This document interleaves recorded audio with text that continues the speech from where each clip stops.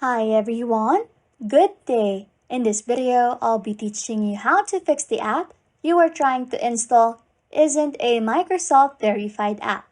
Okay, first things first, you need to right-click on the Windows icon, then go to Settings. From the left menu options, click on Apps.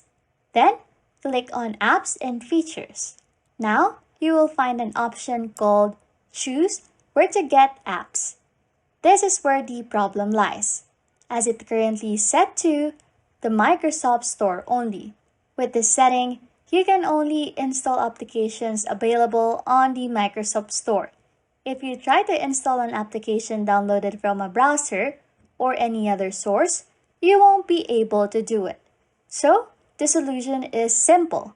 Just click on the drop-down arrow and then choose the option Anywhere. But I would recommend going with the first option that says Anywhere. Once you have selected it, close the settings. Anyways, if you like content like this, don't forget to subscribe to this channel or comment down below any tutorials you want us to make, so we can help you. And that's it. You can now fix the app you are trying to install isn't a Microsoft verified app. Thanks for watching and happy scrolling.